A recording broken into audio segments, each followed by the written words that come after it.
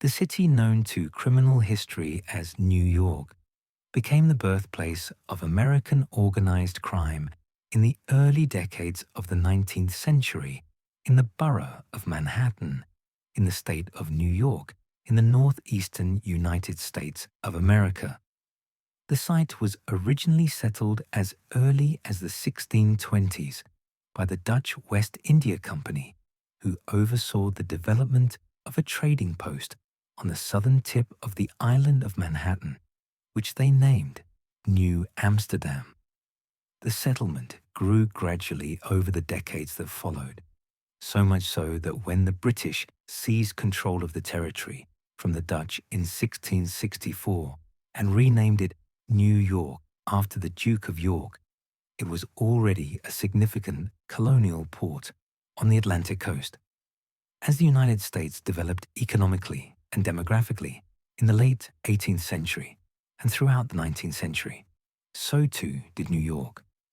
The population increased from some 60,000 people in 1800 to over 3.4 million by 1900, driven by New York's development as both the financial capital and the primary port of entry for European immigration to America. And this growth did not stop there. By the early decades of the 20th century, the population of the city had increased to over 7 million people. New York was now the largest city in the United States and had absorbed its surrounding territories into a consolidated metropolis consisting of 5 boroughs: Manhattan, Brooklyn, Queens, the Bronx, and Staten Island. This explosive urban growth, fueled by wave after wave of immigration from Ireland, Italy, Eastern Europe, and later from Puerto Rico and other parts of Latin America, created an environment of ethnic enclaves, extreme poverty, political corruption, and competition for limited resources. It was in this context that criminal organizations began to emerge, first as loosely organized street gangs in impoverished neighborhoods such as Five Points in Lower Manhattan, and later as sophisticated criminal enterprises that would come to control vast sectors of the city's economy. It is worth reflecting on the development of this American metropolis, with which organized crime would become so intrinsically associated, before examining the specific gangs that would terrorize its streets for nearly 2 centuries. The site was settled as early as 1624 by the Dutch West India Company, which established a fur trading post at the southern tip of Manhattan Island and named it New Amsterdam. The settlement was positioned strategically at the mouth of the Hudson River, providing access to inland trade routes while serving as a protected harbor on the Atlantic coast. The Dutch governed the colony for 4 decades, during which time the population grew to approximately 1,500 inhabitants, a diverse mix of Dutch settlers, enslaved Africans, and various European traders who were drawn to the commercial opportunities of the port. In 1664, however, the British seized control of the colony from the Dutch without significant resistance, renaming it New York in honor of the Duke of York, who would later become King James II of England. Under British rule and subsequently after American independence in 1783, the city expanded steadily. By 1790, when the first United States Census was conducted, New York had a population of approximately 33,000 people, making it already the largest city in the newly formed nation. The 19th century brought unprecedented growth. Between 1820 and 1860, the population exploded from approximately 124,000 to over 800,000, driven primarily by waves of immigration from Ireland and Germany. Irish immigrants fleeing the potato famine of the 1840s arrived in particularly large numbers and settled predominantly in overcrowded tenement housing in lower Manhattan neighborhoods such as Five Points and the Bowery. These areas quickly became synonymous with poverty, disease, and crime. The pattern continued and indeed accelerated in the latter half of the century. Between 1880 and 1920, over 20 million immigrants entered the United States, with the vast majority passing through New York's Castle Garden and later Ellis Island immigration stations. Italian immigrants arrived in massive numbers beginning in the 1880s, settling primarily in Manhattan's Lower East Side and in Brooklyn, while Eastern European Jews established communities in similar areas. By 1900, the city's population had reached 3.4 million, and the 5 boroughs were consolidated into a single municipality in 1898, creating the modern structure of New York City. The rapid urbanization and the concentration of impoverished immigrant populations in densely packed tenement districts created the conditions for organized crime to flourish. Young men from these communities, facing discrimination, limited economic opportunities, and harsh living conditions, often turned to street gangs as a means of protection, identity, and financial survival. This was the environment into which New York's first criminal gangs would emerge in the decades that followed. In some senses, politics and organized crime cannot be disentangled in modern New York.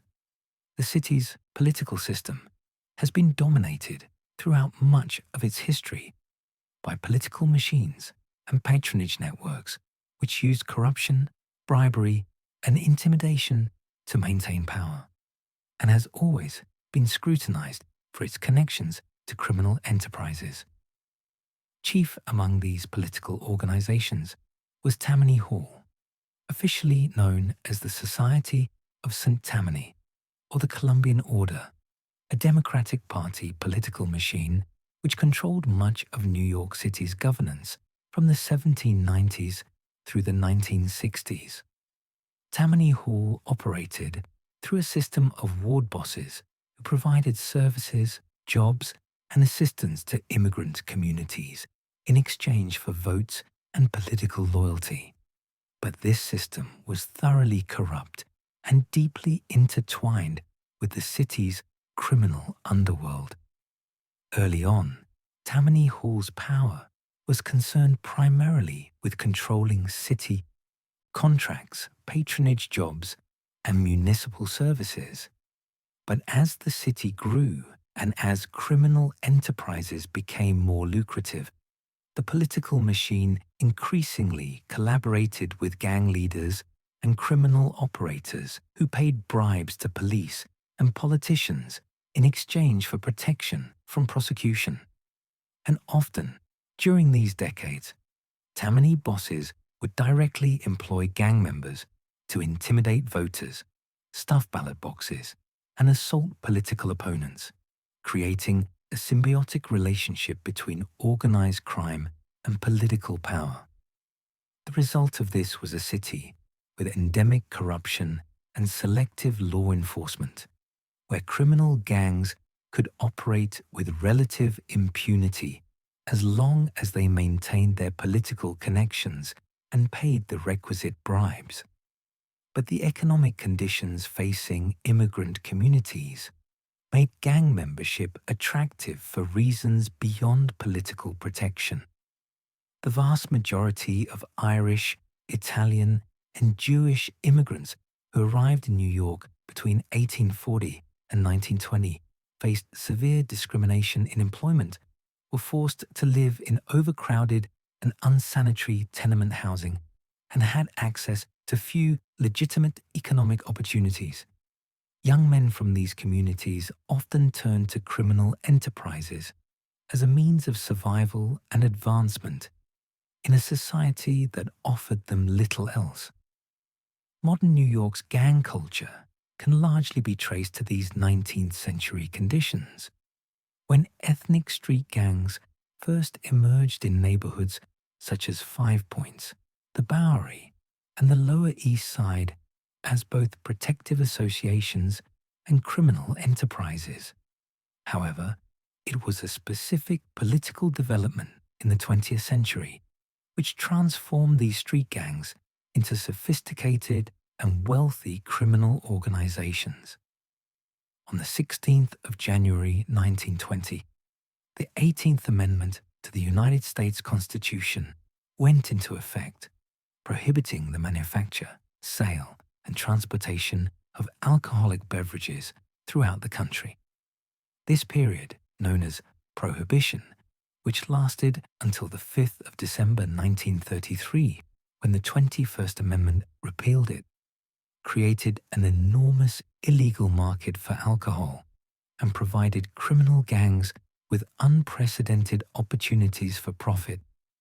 The enormous profits generated by bootlegging operations during Prohibition allowed gangs to expand their operations, bribe officials on a massive scale, and establish sophisticated criminal networks that would continue to operate long after Prohibition ended.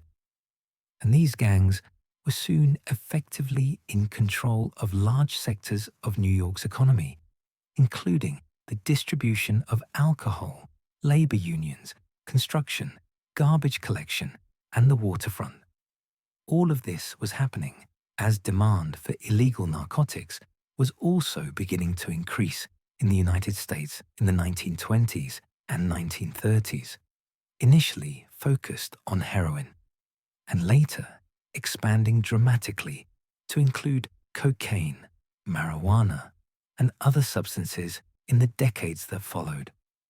The gangs, which had grown wealthy and powerful during Prohibition, quickly recognized that the narcotics trade offered even greater profits than alcohol had, and many transitioned seamlessly from bootlegging to drug trafficking after 1933. Thus, the formation of criminal gangs in New York during the period from the 1820s onwards cannot be separated from the political corruption, economic inequality, and legal prohibitions which characterized the city during the 19th and 20th centuries. By the time the neighborhood known as Five Points had developed in Lower Manhattan in the 1820s, the area which would subsequently become synonymous with American gang violence was already a center of poverty and crime. Five Points took its name from the five-pointed intersection created where Anthony Street, Cross Street, Orange Street, and two other streets converged in the 6th Ward of Lower Manhattan, approximately half a mile north of City Hall. The neighborhood had been built on the filled-in remains of the Collect Pond, a former freshwater lake which had become so polluted by the early 19th century that the city had drained it and covered it over. But the poor drainage and unstable ground made the area unsuitable for quality housing. Consequently, the neighborhood became home to the city's poorest residents, predominantly Irish immigrants who arrived in massive numbers during the 1840s and 1850s, fleeing the Great Famine in Ireland. The area was characterized by overcrowded tenement buildings, open sewers, rampant disease, and extreme poverty. It was in this environment that New York's first organized street gangs emerged. Among the earliest and most notorious was the Dead Rabbits, an Irish gang which formed in the late 1840s and controlled much of the Five Points area through the 1850s. The gang took its name either from a dead rabbit which was thrown into the room during a meeting, or from the Irish term dead rabbit, meaning a particularly tough and fearless fighter. The Dead Rabbits were rivals of the Bowery Boys, a nativist gang composed primarily of native-born Americans who operated in the neighboring Bowery district and who frequently clashed with Irish immigrant gangs over territory and ethnic tensions. These gangs engaged in street fights, theft, robbery, and extortion, and they also became involved in the political operations of Tammany Hall, which employed them to intimidate voters and disrupt opposition political rallies.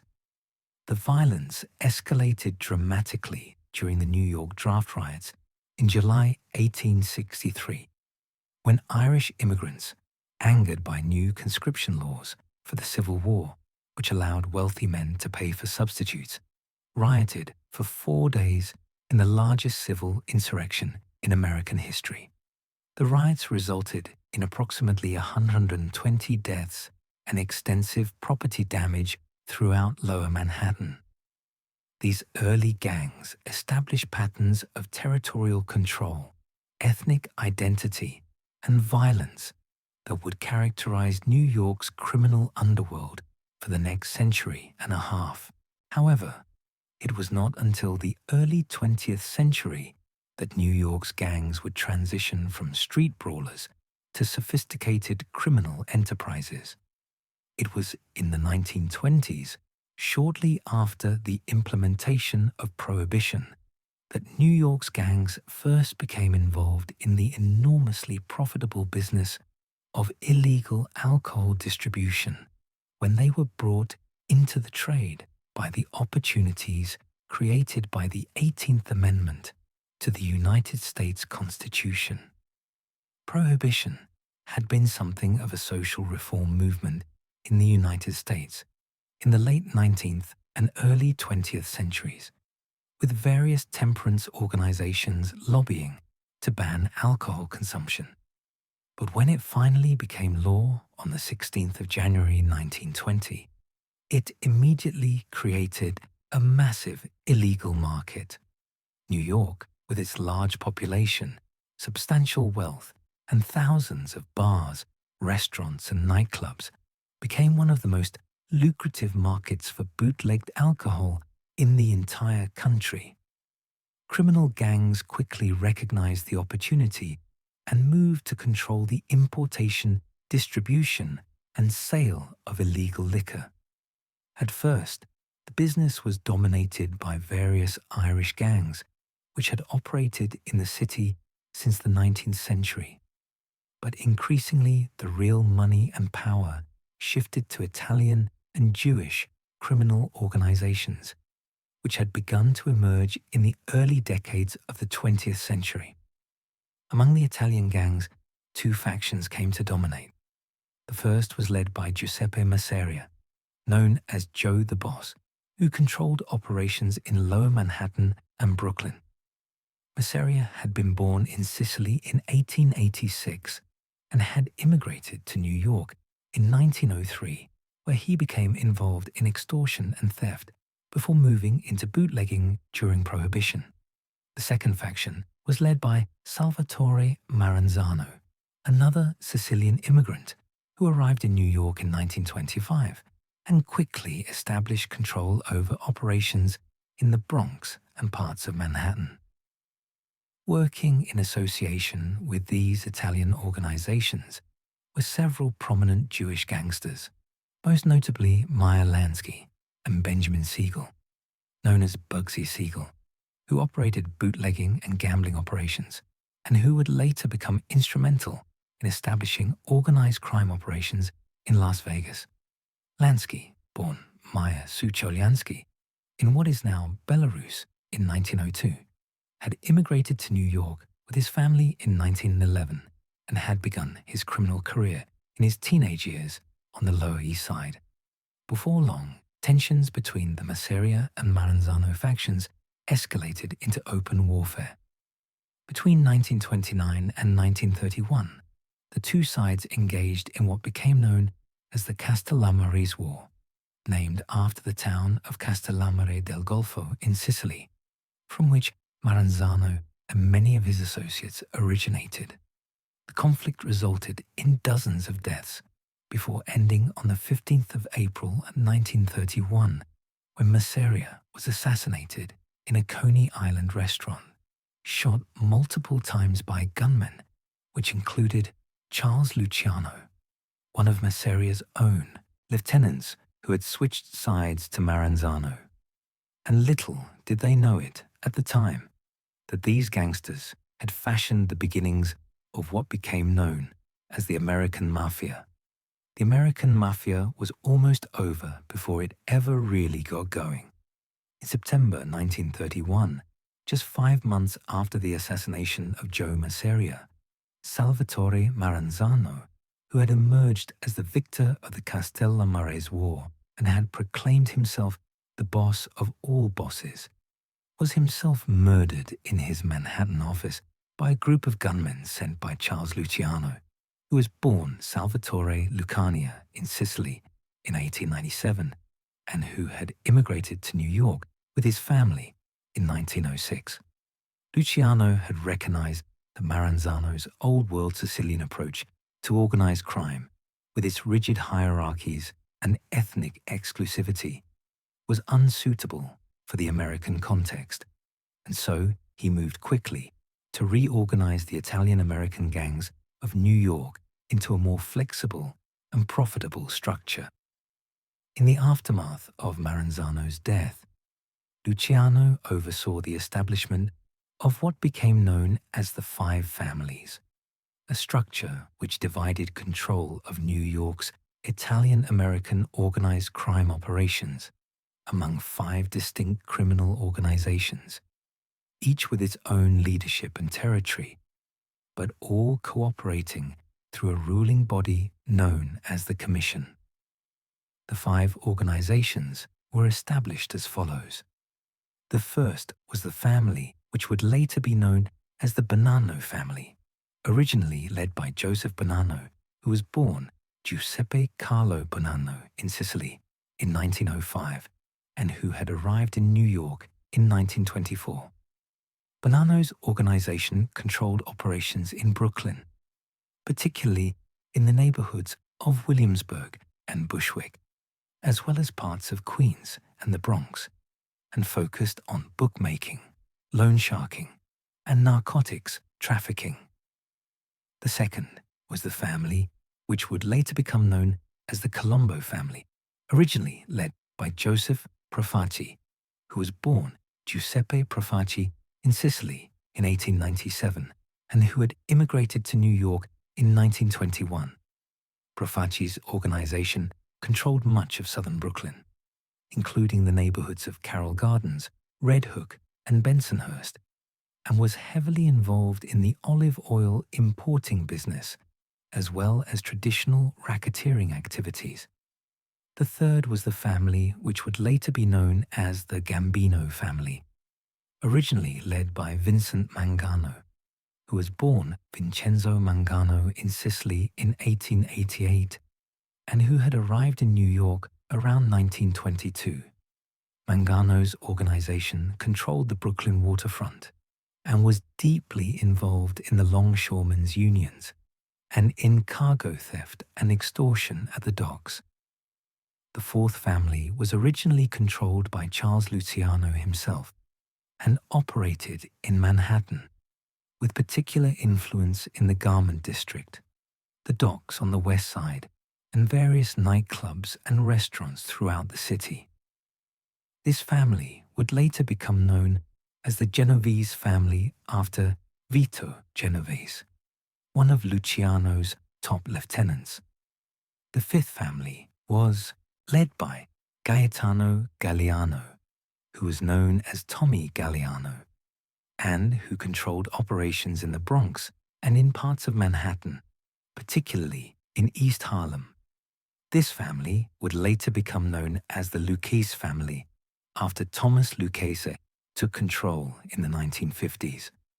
In addition to establishing these 5 families, Luciano also created the Commission, a governing body consisting of the bosses of the 5 New York families, along with the leaders of organized crime families in other American cities, such as Chicago and Buffalo. The Commission was designed to mediate disputes between families, approve major criminal operations, and prevent the kind of destructive internal warfare that had characterized the Castellamarese War.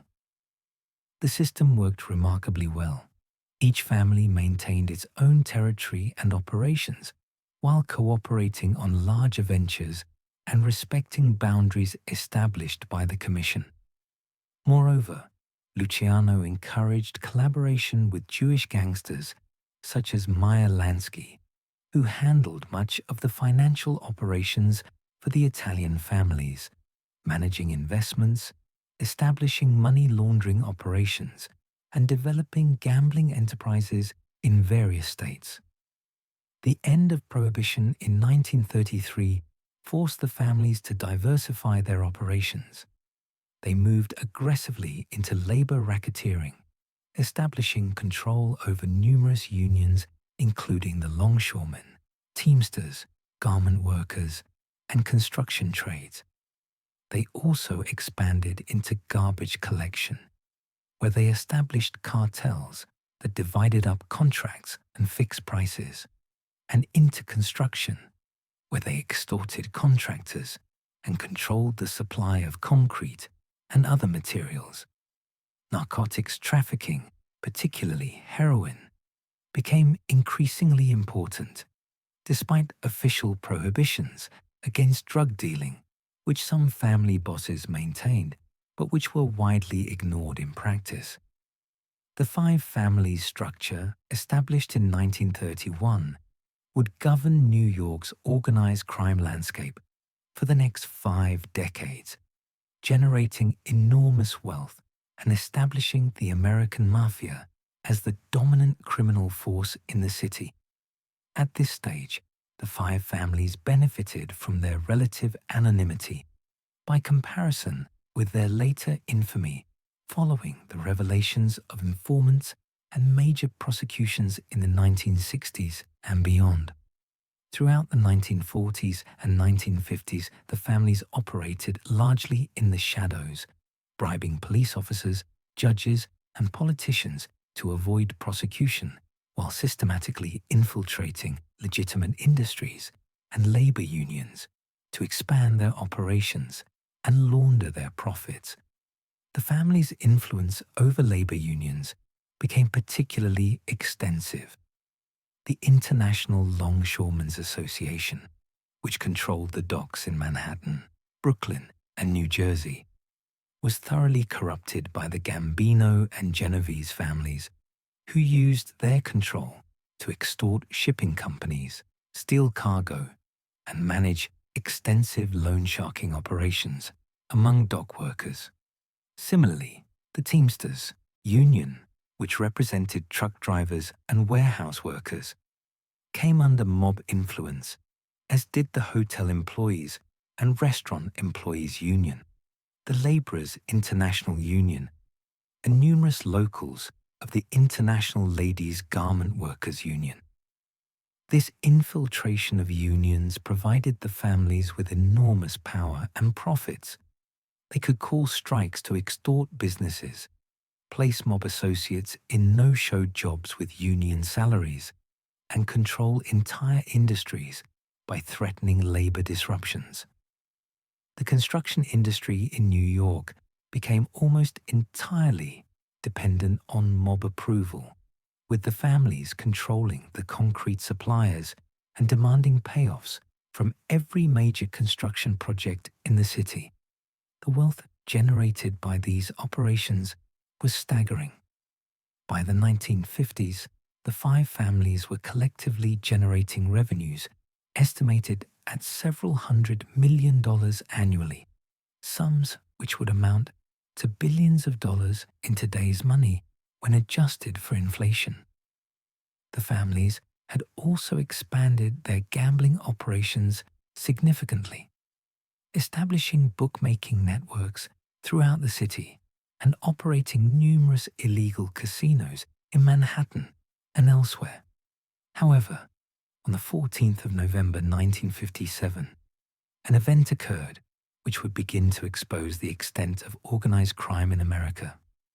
On that date, New York State Police raided a meeting of over 60 mob bosses from across the United States who had gathered at the rural estate of Joseph Barbara in Appalachian, a small town in upstate New York.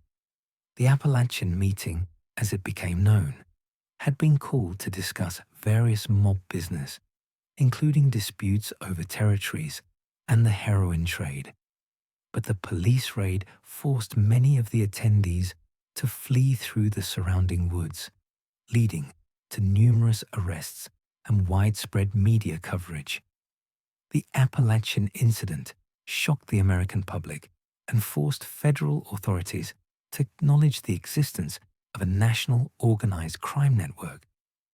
Prior to this, FBI Director J. Edgar Hoover had repeatedly denied that the Mafia existed as an organized entity, but the evidence from Appalachian made this position untenable. Even more damaging was the testimony of Joseph Valachi in September and October of 1963 before the United States Senate Permanent Subcommittee on Investigations. Valachi, born Giuseppe Valachi in New York in 1904, was a soldier in the Genovese family who had become an informant after fearing that his own organization was planning to kill him. His testimony, which was televised and watched by millions of Americans, provided the first detailed insider account of how the five families operated, their structure, their rituals, and their criminal activities. Valachi introduced the term La Cosa Nostra, meaning our thing, as the name by which members referred to the organization, and he described the commission, the initiation ceremonies, and the code of omertà, or silence, which members were required to follow.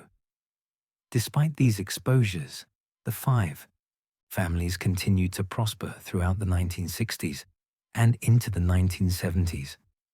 The Gambino family in particular reached the peak of its power under Carlo Gambino, who was born in Sicily in 1902 and who had become boss of the family in 1957. Gambino maintained a low profile, avoiding the media attention that plagued some other mob bosses, while expanding the family's operations in labor racketeering, loan sharking, and hijacking. By the time of his death from natural causes in 1976, Gambino had overseen the family's growth to an estimated 500 made members and several thousand associates, making it the largest and wealthiest of the five families. Consequently, operations expanded beyond Manhattan, and by the 1970s, the families were controlling businesses and establishing rackets throughout the entire New York metropolitan area and beyond into New Jersey, Connecticut, Pennsylvania, and Florida. One of the greatest fears for the five families and their leadership was prosecution under federal racketeering laws. Throughout the 1960s and 1970s, despite the revelations from the Appalachian meeting and Joseph Valachi's testimony, prosecuting high-ranking mobsters remained extremely difficult for federal authorities. Traditional criminal statutes required prosecutors to prove that defendants had personally committed specific criminal acts, but mob bosses typically insulated themselves from direct involvement in crimes, using intermediaries and subordinates to carry out illegal activities while they provided only general direction. This made it nearly impossible to connect them legally to the murders, extortions, and other crimes their organizations committed. The situation changed dramatically with the passage of the Racketeer Influenced and Corrupt Organizations Act, commonly known as RICO, which was signed into law on the 15th of October 1970 as part of the Organized Crime Control Act. The RICO statute allowed prosecutors to charge individuals with racketeering if they could demonstrate a pattern of criminal activity carried out through an ongoing criminal enterprise, even if the defendants had not personally committed the underlying crimes. The law provided for severe penalties, including up to 20 years in prison for each racketeering count and the forfeiture of all assets derived from the criminal enterprise. Initially, federal prosecutors were hesitant to use RICO, uncertain about how courts would interpret the complex statute. But by the early 1980s, the FBI had developed sophisticated surveillance operations targeting the five families and had accumulated extensive evidence of their activities through wiretaps, hidden microphones, and informants. The breakthrough came when the FBI successfully planted listening devices in several mob social clubs and in the cars of high-ranking mobsters, capturing thousands of hours of conversations in which mob bosses discussed murders, extortions, and other criminal activities in explicit detail. In response to this threat, several of the families attempted to eliminate potential witnesses and informants, but these efforts only generated additional criminal charges. On the 16th of December 1985, Paul Castellano, who had become boss of the Gambino family after Carlo Gambino's death in 1976, was assassinated outside Sparks Steakhouse in Manhattan on orders from John Gotti, an ambitious capo within the family who sought to take control of the organization. Castellano, whose full name was Constantino Paul Castellano, was shot multiple times along with his underboss Thomas Bellotti by a team of gunmen as they arrived at the restaurant for a meeting. Gotti's rise to power as boss of the Gambino family made him the most visible and flamboyant mob leader in decades, earning him the nickname the Dapper Don for his expensive suits and his cultivation of media attention. However, Gotti's high profile made him a priority target for federal prosecutors, while simultaneously the FBI was preparing the most ambitious prosecution of organized crime leadership in American history. This came to fruition in February 1985, months before Castellano's assassination, when federal prosecutors in Manhattan indicted the leaders of all five families on RICO charges in what became known as the Commission Trial.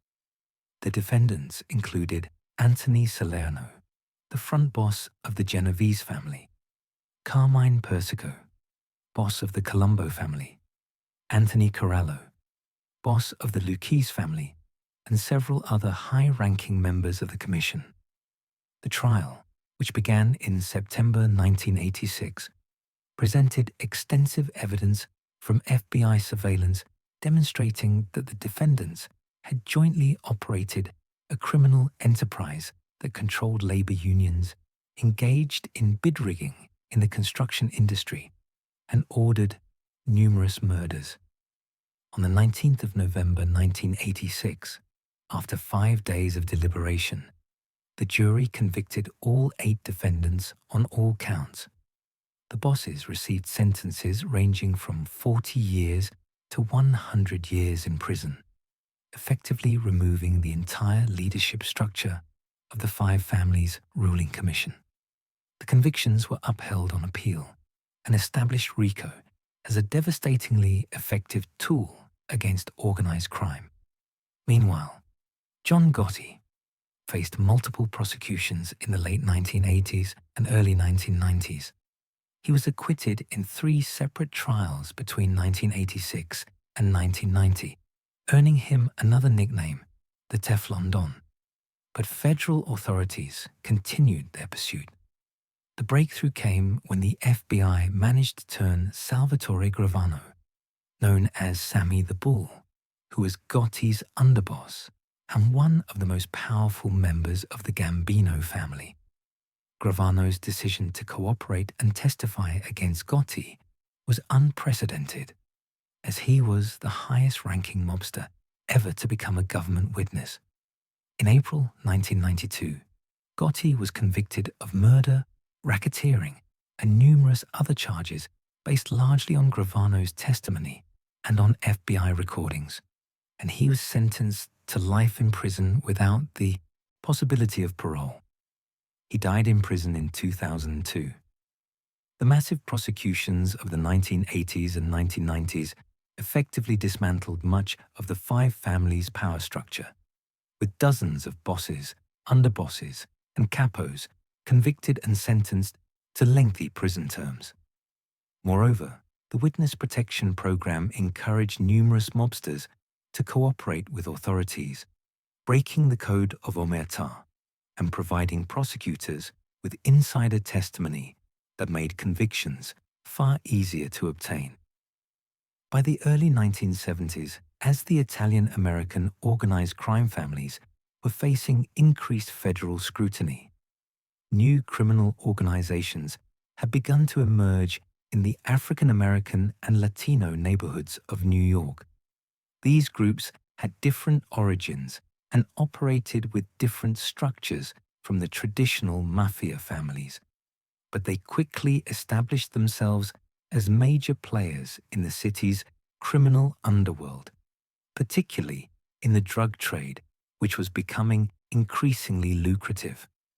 In the Bronx, street gangs, which had initially formed as neighborhood protective associations in the 1960s, began to evolve into more sophisticated criminal enterprises.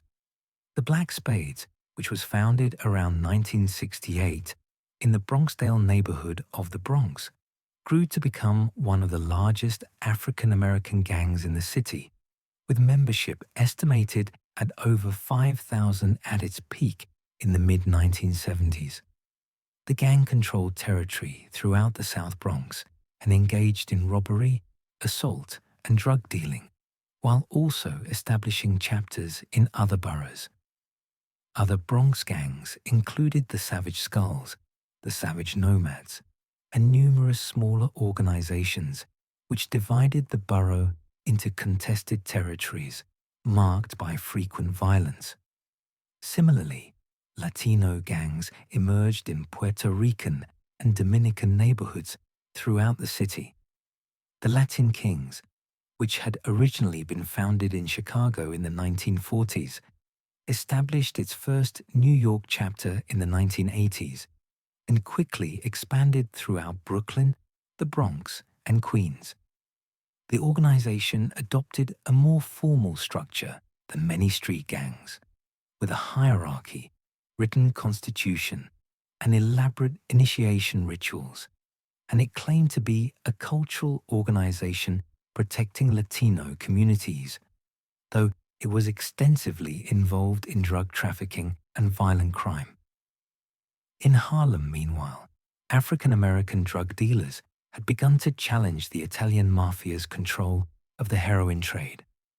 The most prominent was Leroy Nicholas Barnes, known as Nicky Barnes, who was born in Harlem in 1933 and who established a heroin distribution network known as the Council in the early 1970s. Barnes and his associates controlled much of the heroin trade in Harlem and the Bronx, purchasing heroin from Italian mob suppliers and distributing it through a sophisticated network of dealers. Barnes cultivated a flamboyant public image, appearing on the cover of the New York Times magazine in 1977 in an article titled Mr. Untouchable. But this attention ultimately led to his downfall when he was arrested and convicted on federal drug charges in 1978, receiving a life sentence. Another prominent figure was Frank Lucas, who was born in North Carolina in 1930 and who moved to Harlem in the 1940s. Lucas claimed to have bypassed the Italian mob entirely by traveling to Southeast Asia and establishing direct connections with heroin suppliers in the Golden Triangle during the Vietnam War, though many aspects of his story have been disputed. Nevertheless, Lucas operated a significant heroin distribution network in Harlem throughout the 1970s before being arrested in 1975 and convicted on drug trafficking charges. These new organizations established different operational methods from the traditional mafia families. They operated in a more decentralized fashion, with less formal hierarchies and territories that were more fluid and contested. They focused primarily on drug trafficking, particularly heroin and later cocaine, rather than the broader racketeering activities such as labor union control and construction industry extortion, which had been the foundation of the Five Families' power. The violence associated with these gangs was often more public and indiscriminate than the targeted hits which characterized traditional mob operations. And these were not the only new criminal enterprises developing in New York. In 1993, sets of the two largest Los Angeles-based gangs, the Bloods and the Crips, had established their first chapters in New York City, primarily in the boroughs of Brooklyn and the Bronx.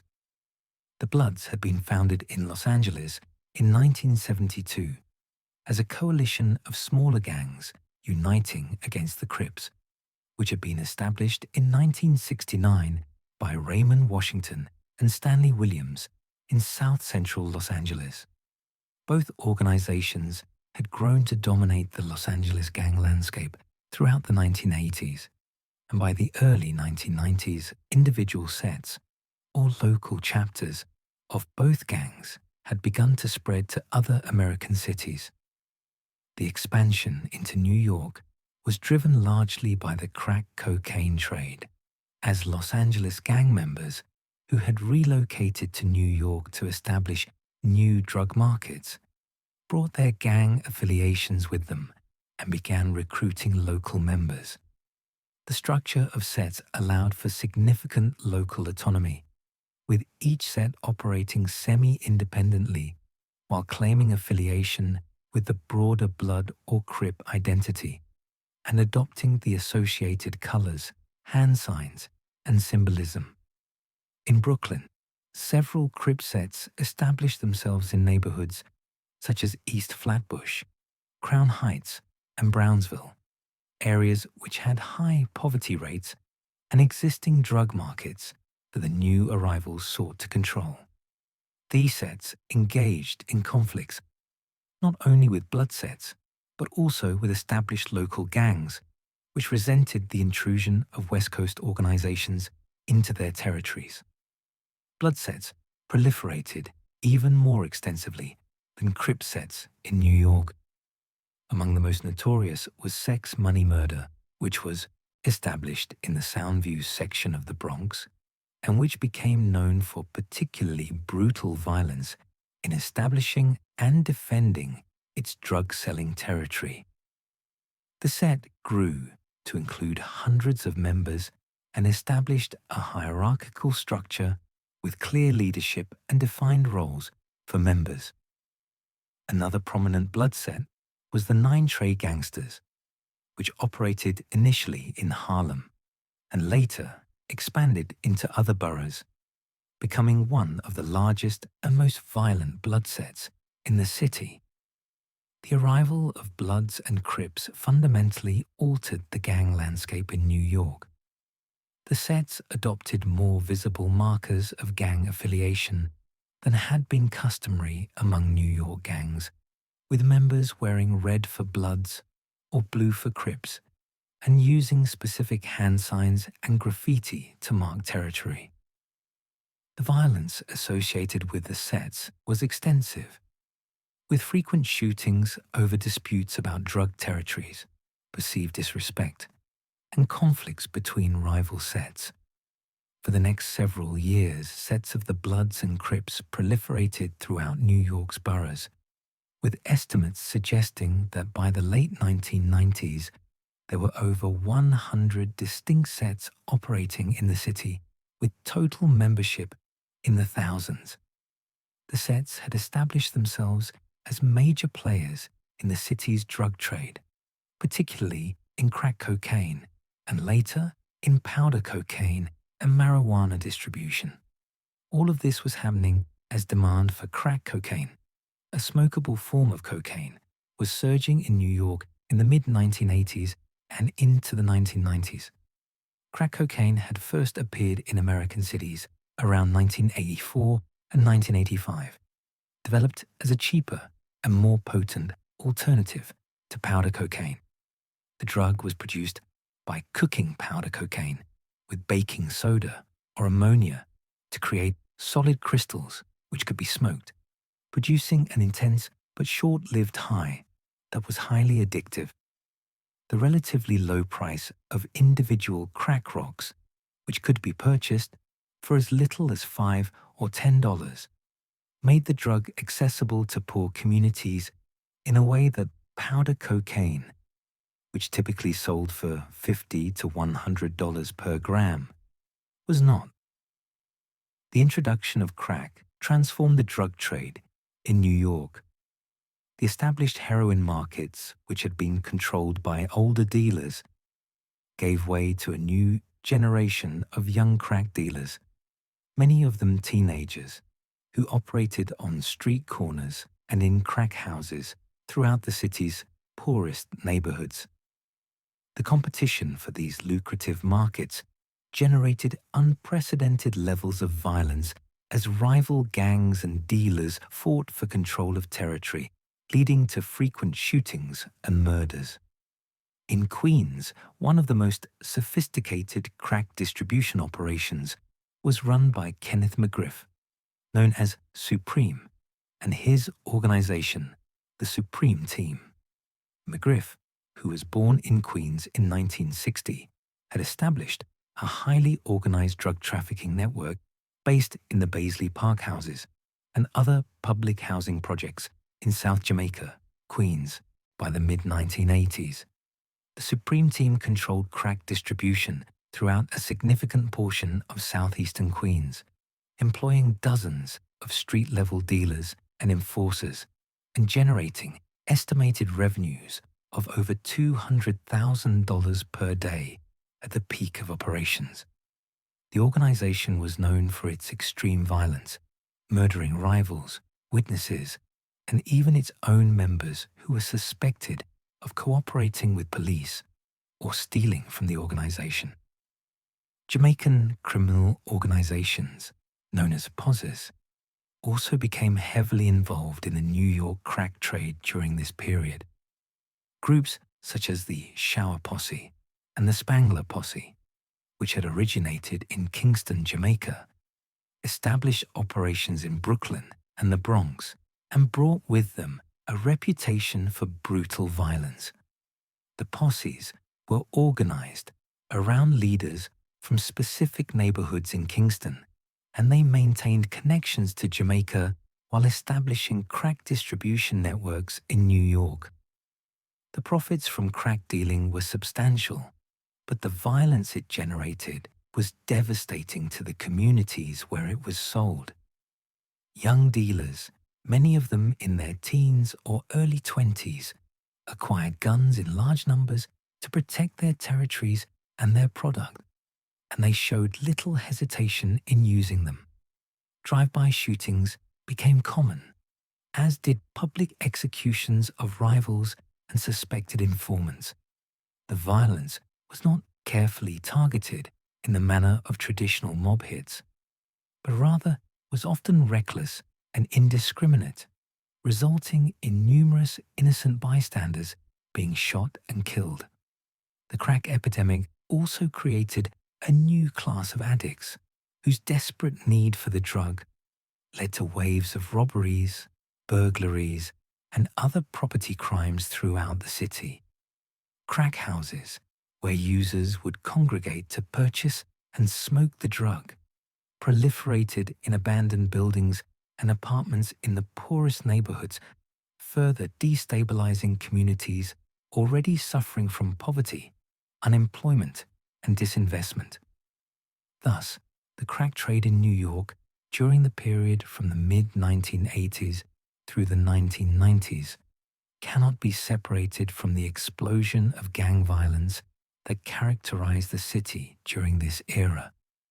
The crack epidemic was not New York's only source of violence in this period, but it was undoubtedly the primary driver of the murder rates, which would reach historic peaks in the years that followed.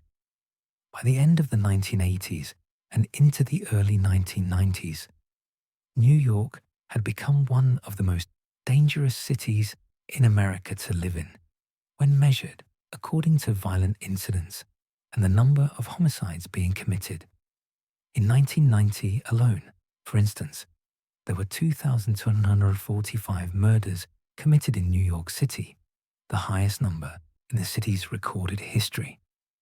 This represented an average of more than 6 homicides per day, or a rate of approximately 30 people out of every 100,000 residents each year, the city's population having reached over 7.3 million people by this time. The following year, 1991, saw 2,154 murders, only a slight decrease from the previous year's peak, while 1992 recorded 2,154 murders as well, demonstrating that the violence was not a temporary spike, but rather a sustained crisis. These figures represented a dramatic increase from earlier decades.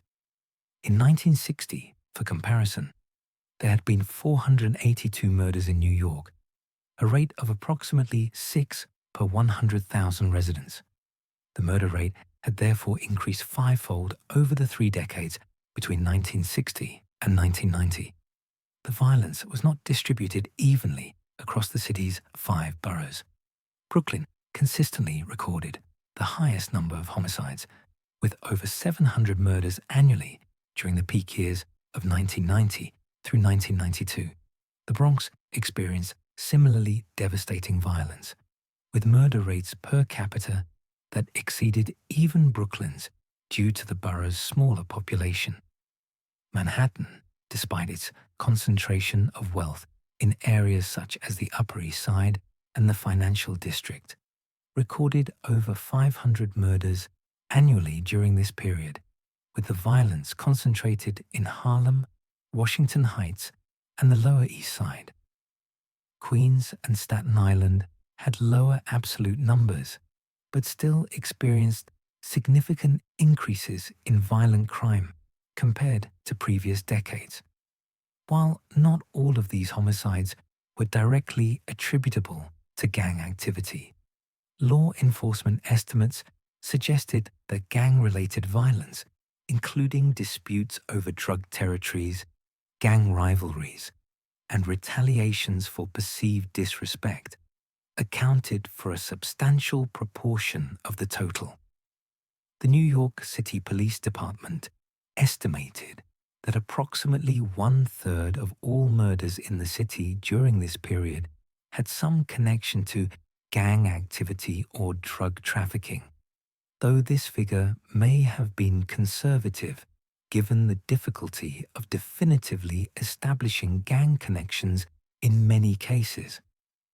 According to most standard measurements of such things, New York was effectively one of America's most dangerous cities by the late 1980s and early 1990s, a development which was in no small way owing to gang activities. It was not simply the case that gang drug trafficking and territorial disputes were causing all this bloodshed. Gangs were also capable of engaging in acts of indiscriminate violence. Some of the most notorious incidents came in the late 1980s and early 1990s.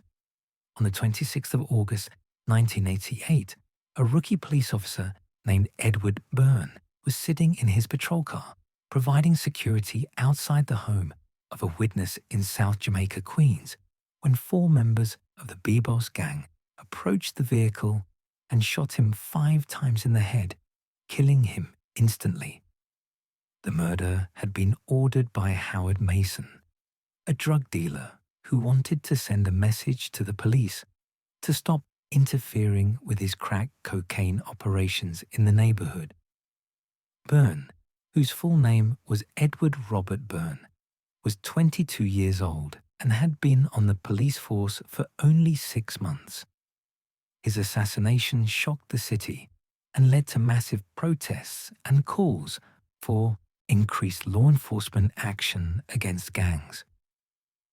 Another incident which garnered significant attention occurred on the 9th of September 1989 in the Brownsville section of Brooklyn. A group of teenagers were playing in the playground at the Langston Hughes Houses, a public housing project, when members of a local drug gang opened fire on a rival they believed was in the area. The shooting resulted in the death of Veronica Corrales, a 21-year-old mother who had been watching her young daughter play, and critically wounded 3 other bystanders, including 2 children. The perpetrators fled the scene and were not immediately apprehended, though several arrests were made in the weeks that followed based on witness testimony. Perhaps most shocking was an incident on the 22nd of October 1992 in the Soundview section of the Bronx. A 10-year-old boy named Jose Luis Morales was killed by a stray bullet while playing outside his apartment building when members of the Sex Money Murder set engaged in a shootout with a rival gang over disputed drug-selling territory. The bullets struck Jose in the head, killing him before emergency services arrived.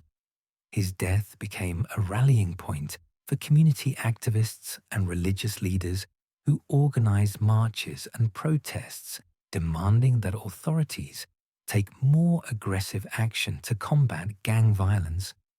These incidents represented only a small fraction of the gang-related violence occurring throughout the city during this period, but they received extensive media coverage and public attention because they involved police officers or innocent civilians, particularly children who had no connection to gang activity. Thus, for all the gangs' claims to be protecting their neighborhoods or providing for their families, they were overseeing acts of violence that frequently killed innocent bystanders throughout New York. With the fear of continued gang violence omnipresent, federal and city authorities began a coordinated campaign against New York's gangs in the early to mid-1990s. The federal response included the creation of specialized task forces that brought together agents from the FBI, the Drug Enforcement Administration, the Bureau of Alcohol, Tobacco, Firearms and Explosives, and the New York City Police Department to target major gang organizations with the same investigative tools and prosecutorial strategies that had proven effective against the 5 families. The NYPD established dedicated gang intelligence units within each borough, assigning detectives to track gang membership, document gang-related incidents, and build cases against gang leaders. These units maintained extensive databases of known gang members, their affiliations, their territories, and their criminal histories, allowing law enforcement to map the gang landscape and identify key figures for prosecution. Federal prosecutors began applying RICO statutes to gang cases, treating gangs as criminal enterprises in the same manner that had been used successfully against the mafia. This allowed them to charge gang leaders with racketeering based on the pattern of criminal activity carried out by their organizations, even when the leaders had not personally committed the underlying crimes. Several major prosecutions in the mid-1990s resulted in the conviction and imprisonment of dozens of high-ranking gang members, including leaders of the Supreme Team, whose members received sentences ranging from life in prison to multiple decades for racketeering, murder, and drug trafficking charges. In January 1994, Rudolph Giuliani, whose full name was Rudolph William Louis Giuliani, took office as the 107th mayor of New York City, having campaigned on a platform of aggressively combating crime and gang violence. Giuliani appointed William Bratton as police commissioner, and together they implemented what became known as the Broken Windows policing strategy, which emphasized cracking down on minor crimes and misdemeanors, on the theory that this would prevent more serious crimes from occurring. The strategy involved dramatically increased police presence in high-crime neighborhoods, frequent stop-and-frisk encounters, and arrests for minor offenses such as graffiti, turnstile jumping, and marijuana possession. The federal government also expanded the use of witness protection programs, offering reduced sentences or immunity to gang members who agreed to testify against their organizations. This strategy, which had been successful in breaking the code of silence among mafia members, proved similarly effective with street gangs, as numerous mid-level gang members chose cooperation over lengthy prison sentences. As a result of these coordinated efforts, many of New York's most prominent gang leaders were arrested and sentenced to lengthy federal prison terms throughout the 1990s and into the early 2000s. However, imprisonment did not necessarily end gang activities. Prison facilities in New York State and the city's jail complex were not places where gang members were separated from their organizations, but rather institutions where gangs maintained and, in some cases, expanded their power and membership. The largest and most notorious of these facilities was Rikers Island, a 413-acre island in the East River between Queens and the Bronx, which housed the New York City Department of Corrections main jail complex. Rikers, which consisted of 10 separate jails housing over 10,000 inmates at its peak capacity in the 1990s, became a primary recruiting ground and organizational base for the city's gangs. Within Rikers and the state prisons throughout New York, gangs established hierarchical structures that mirrored their street organizations. The Bloods, Crips, and Latin Kings each maintained extensive prison branches with leadership structures that coordinated activities both inside the facilities and on the streets. High-ranking gang members in prison continued to issue orders to members on the outside through various means of communication, including coded letters, messages passed through visitors, and in some cases, through corrupted correctional officers who smuggled in contraband, including cell phones. The Latin Kings in particular developed a sophisticated prison organization with a clear hierarchy of positions, including a supreme crown, regional crowns, and local chapter leaders who maintained authority over members in specific housing units or facilities. The organization held regular meetings, maintained written records, and collected dues from members, operating in many respects as a formal institution within the prison system. Drug dealing continued extensively within the prisons, with gang members controlling the distribution of marijuana, cocaine, heroin, and other substances that were smuggled into the facilities. The gangs taxed independent dealers, enforced payment of drug debts through violence, and maintained territories within specific housing units or cell blocks. Violence within the facilities was frequent, with stabbings and assaults occurring regularly as gangs fought for control of prison drug markets and responded to disputes that originated on the streets. Moreover, prisons served as recruiting grounds for gangs. Young inmates, particularly those serving their first sentences, were often approached by gang members and pressured or enticed to join for protection and status within the facility. Many inmates who had no gang affiliation when they entered prison left as gang members, bringing their newly formed allegiances back to the streets upon release. The prison system, intended to separate gang members from their criminal enterprises, had instead become another territory in which gangs could consolidate power and plan future operations. Yet even as older gang members remained in prison or were released, the gang landscape of New York continued to evolve. By the 2010s, as many of the major gang prosecutions of the 1990s had removed older leadership, new patterns of gang organization and activity had begun to emerge in New York.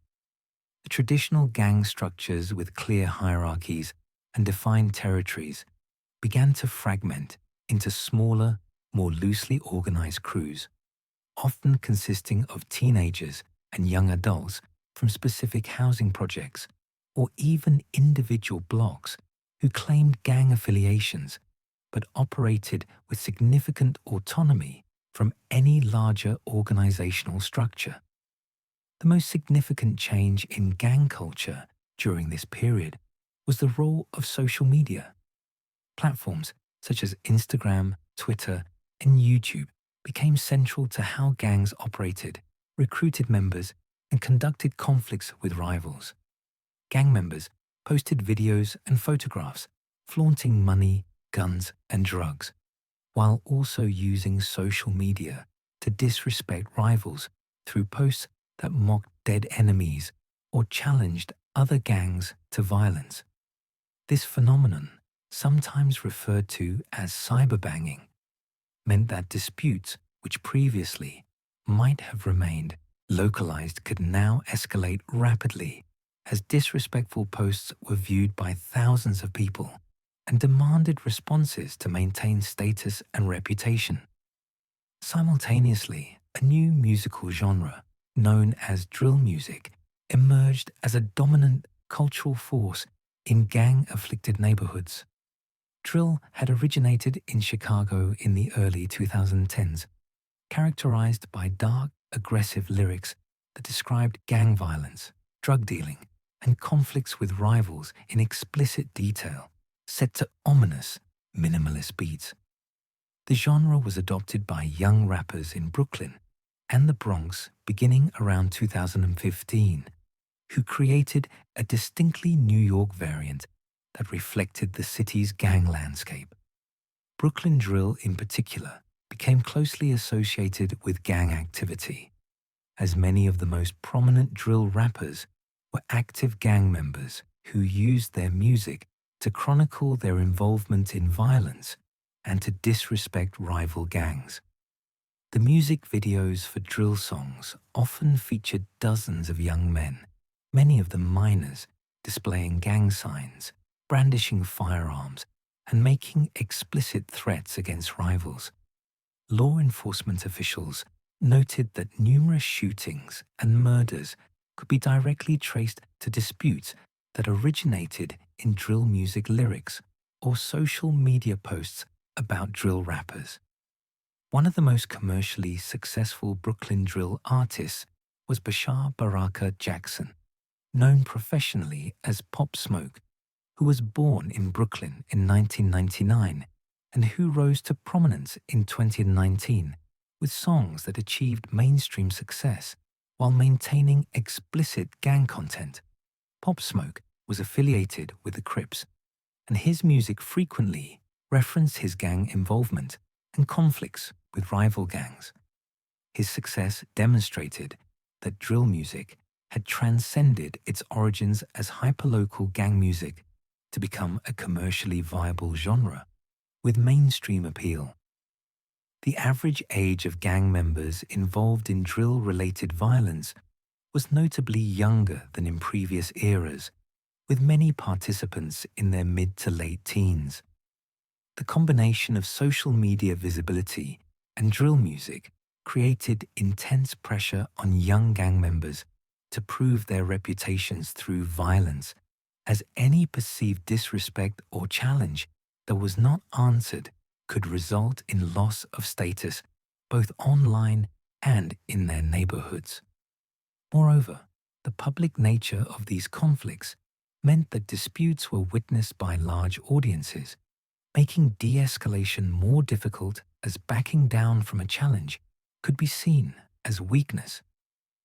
This was an indication of the new methods by which gangs were operating and recruiting, as well as the ways in which technology and popular culture had transformed gang culture from the more private and localized conflicts of earlier decades into public spectacles broadcast to thousands or millions of viewers online. The shifting nature of gang organization has not diminished the violence. On the 19th of February 2020, a shooting occurred outside a residence in the Canarsie neighborhood of Brooklyn, which would demonstrate the continued lethality of gang violence in modern New York. Bashar Baraka Jackson, the 20-year-old drill rapper known as Pop Smoke, was staying in a rented house at 2033 Hercules Drive when 4 armed intruders broke into the home at approximately 4:30 in the morning.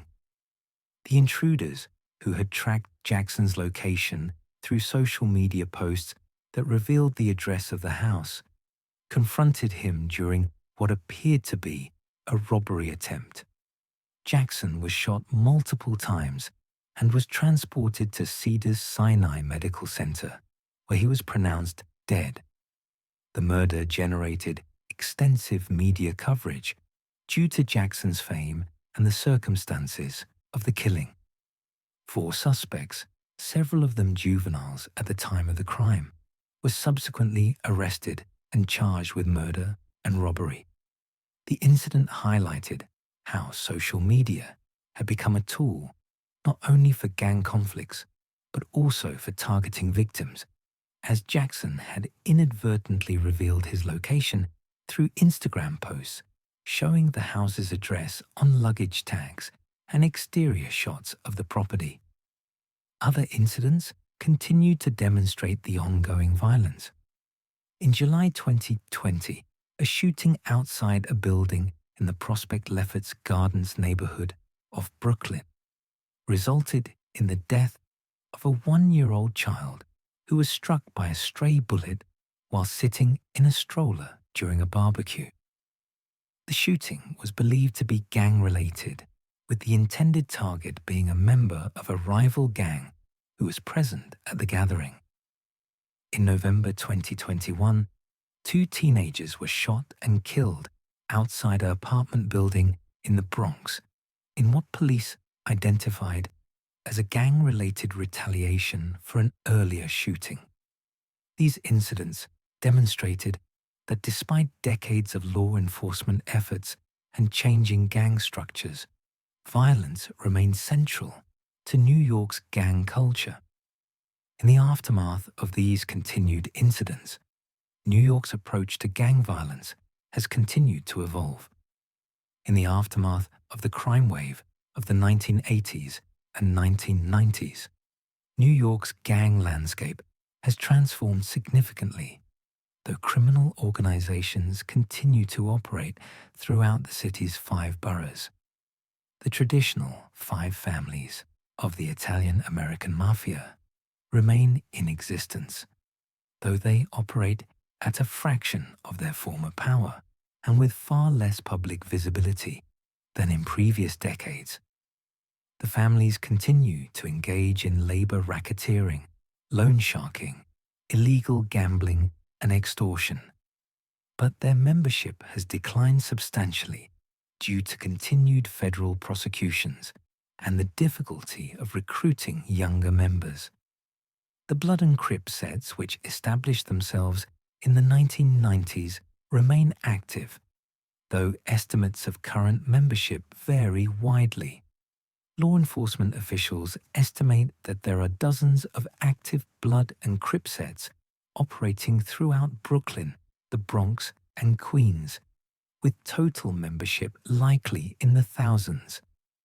These sets continue to be involved primarily in drug trafficking, with fentanyl and synthetic opioids having largely replaced crack cocaine as the most profitable drugs, though marijuana, powder cocaine, and other substances remain part of the market. The Latin Kings and other Latino gangs, including MS-13, which expanded into New York from Los Angeles and Central America in the 1990s and 2000s maintain a presence particularly in areas with large Latino populations. MS-13, formerly known as Mara Salvatrucha, is a transnational criminal organization with origins in Los Angeles, but with extensive operations in Central America. And its New York branches are involved in drug trafficking, extortion, and human smuggling. Current law enforcement strategies have shifted somewhat from the aggressive mass incarceration approach of the 1990s toward more targeted prosecutions of violent gang members and gang leaders, combined with increased emphasis on community-based intervention programs. Organizations such as Cure Violence, which treats violence as a public health issue and employs former gang members as outreach workers to mediate conflicts and provide alternatives to gang membership, have been implemented in several high-crime neighborhoods with varying degrees of success. The NYPD continues to maintain specialized gang units, and federal prosecutors continue to use RICO statutes to prosecute gang organizations. But there is greater recognition that enforcement alone cannot solve the underlying social and economic conditions that make gang membership attractive to young people in impoverished communities. All of these organizations in their own time have risen and fallen in prominence, each facing intensified law enforcement pressure and internal fragmentation. Today, New York is a city which has recovered significantly from the gang violence which plagued it in the late 20th century. Crime rates in the city decreased rapidly beginning in the mid-1990s and continuing through the early 21st century. The number of murders declined from the peak of 2,245 in 1990 to 649 in 2001 and continued to fall to historic lows in subsequent years. In 2017, New York recorded only 292 murders, the lowest number since the city began keeping reliable crime statistics in the 1960s, representing a reduction of nearly 87% from the 1990 peak. This dramatic decline in violence transformed New York from one of America's most dangerous cities into one of its safest large cities. The causes of this crime reduction have been subject to extensive debate among criminologists, law enforcement officials, and policy analysts. Multiple factors likely contributed, including the aggressive policing strategies implemented under Mayor Giuliani and continued by his successors, the mass incarceration of violent offenders during the 1990s, improved economic conditions and employment opportunities beginning in the late 1990s, demographic shifts including an aging population, the decline of the crack cocaine trade, and broader national trends in crime reduction that affected cities throughout the United States. Gentrification also played a significant role in reducing gang activity in many neighborhoods, as rising property values and an influx of wealthier residents displaced long-time residents and disrupted established gang territories. Neighborhoods such as Williamsburg in Brooklyn, Harlem in Manhattan, and the South Bronx, which had been centers of gang activity in the 1980s and 1990s, experienced dramatic demographic and economic changes that fundamentally altered their character. However, crime has shown some signs of increasing in recent years. In 2020 and 2021, murders increased to over 460 annually, a rise attributed variously to the economic and social disruptions caused by the COVID-19 pandemic, reduced police presence, and the release of inmates during the pandemic. Today, the city is internationally recognized for its dramatic crime reduction, a far cry from its position 30 years ago as one of America's most dangerous cities during the height of gang warfare. Other signs of New York's gang history are still visible. New York's gangs were something of an enigmatic phenomenon. They emerged from neighborhoods plagued by poverty, discrimination, and lack of economic opportunity, in a city that had developed from a colonial port into a metropolis of over 8 million people during the course of 3 centuries. Moreover, they arose at times when various groups faced systematic exclusion from legitimate economic advancement, whether Irish immigrants in the 19th century, Italian and Jewish immigrants in the early 20th century, or African American and Latino communities in the latter half of the 20th century. Consequently, it is possible to view gang formation as a rational response to structural inequality and limited opportunities in a society that offered certain populations few paths to economic success. It could also be argued that some gangs provided services to their communities that legitimate institutions failed to provide, including protection from rival gangs, economic opportunities through drug markets, and a sense of identity and belonging for young people who felt alienated from mainstream society. Some gang leaders distributed money in their neighborhoods, and certain organizations claimed to be cultural movements protecting their communities from outside threats. The reality is far grimmer, though.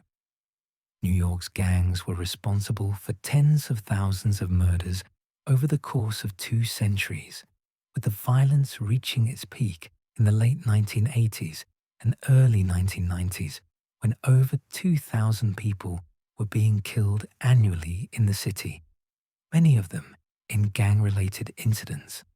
It is certainly true that the city had many problems, which were not of the gang's making, including systemic poverty, inadequate schools, discriminatory policing, and political corruption.